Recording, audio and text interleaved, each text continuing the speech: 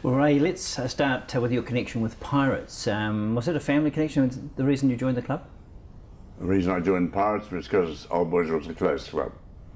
I came down from Waitaki Boys High, and I was going to play for Old Boys because I'd been there as a kid, as a ball boy, and a lot of my brothers and friends were there, but you weren't allowed to join Old Boys because it was a closed club for Southland boys, my Old Boys. So I went to Pirates. Tell us what the strength of club rugby was, because it was just after the war. And what was it like in Southland at the time? I was about 18 when the war finished.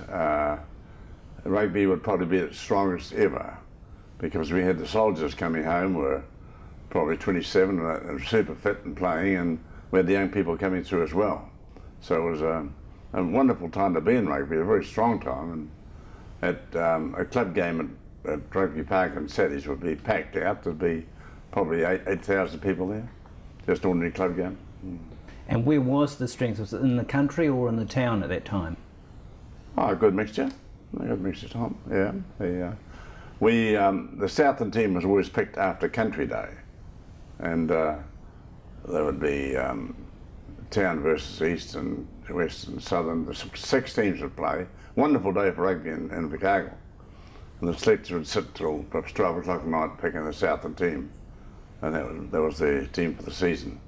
But in those days we'd only play probably 7 in the home year, and every second year we went on tour, which we'd play another 7 away. You couldn't.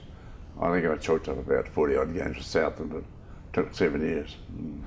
Tell us about that first time you were selected. Did you know you were on the verge when you were named? No, we had the trials out in the country at Les George's brother's place, and I had my 21st birthday that day, and I remember we had the trial, and the shower afterwards in a horse trough. They had a big, so it was clean water, nothing wrong with it, but there were no showers, and the team was announced after that. It was quite a big thing in those days to get in the Southland team. I've always said rugby set me up in business, because people, there would be a whole page on club rugby after every Saturday. Were you still doing your building apprenticeship at that time? Or yes.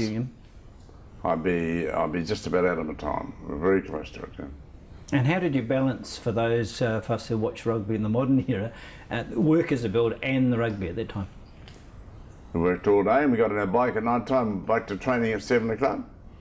That was part of the course, and Southland team trained about 5 o'clock perhaps, you have to knock off an hour earlier, but everybody worked.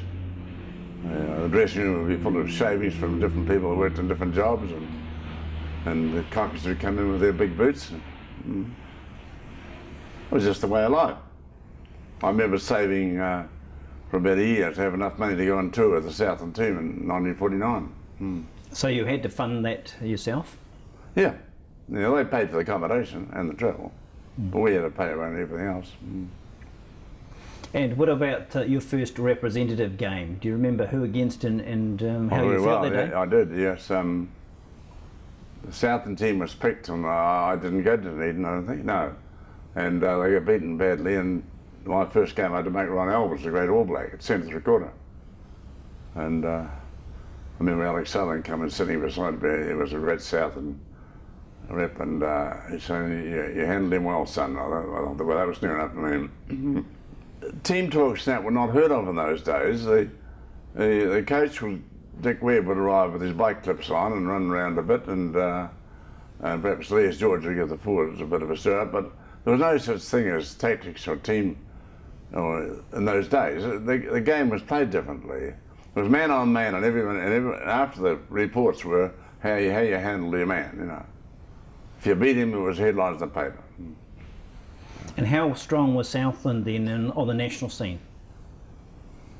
Oh, we've never been real strong to beat Auckland. We have our good years.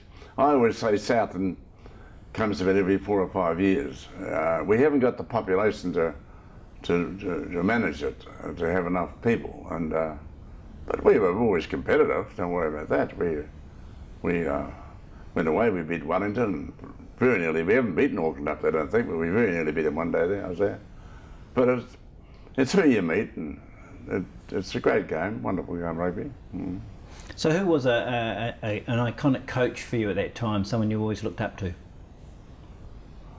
Well, our coaches were Dick Webb and Bert McEwen and Les George. I suppose they would be but the coach was not that, he was important, but the captain was pretty important. Alf Budd was our captain in the early days. And he's a big, strong tiger from Bluff. And, I know, it was good times.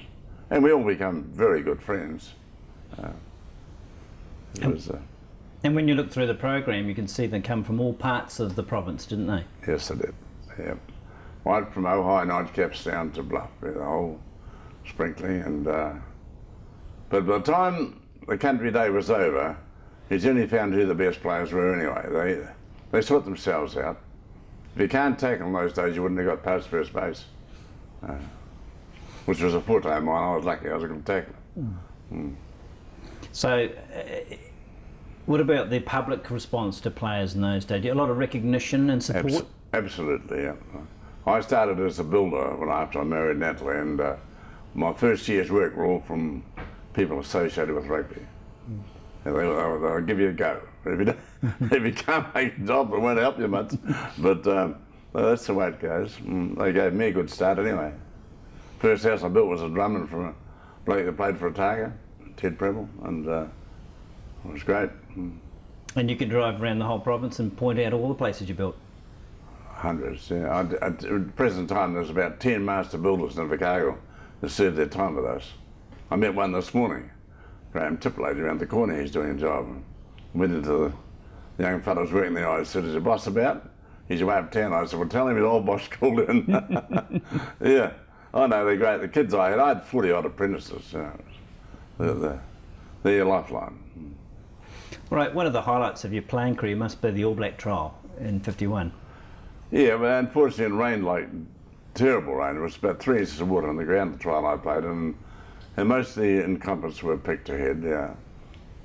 Ray Bell got in the All Blacks that year, descended from Otago, and I'd scored 2 tries in Carisbrook just prior to the trial. So I thought I had a good chance, but it was really, he was a goal kicker, and with the way it goes. You win some and lose some, Tom. Must have been exciting in those days. You know, few people were picked for the All Blacks because there were no reserves, or so it would have been a big chance for you that day. When I played against the Lions in 1950, there were no reserves. And one thing about the spinning room, the dressing room, and not many will remember it, but in fairness to the Lions, they finished with 14 men. One of their blokes broke an arm, so we had a bit of an advantage. I had nothing to do with it, but the same boys I played against, the Lions, when I went over to Wales with Centennial, I met them all, and there was a lot of them, and they said they took the program with me, and it was great to, renew us. Because often the people you play against become your best friends later. And those touring games for Southland were huge, weren't they? Oh yes, we went away and played Saturday, Wednesday. Those two fingers, see, that's broken. They just tied them together. There was no medical things, very little, unless you're just badly hurt. But you just had to play pretty well every game. We had 21 on tour, so everyone was playing most times. So not much rotation in those days. I never heard of it, never heard of it. But I like to wear Saturday, Wednesday because not so much training.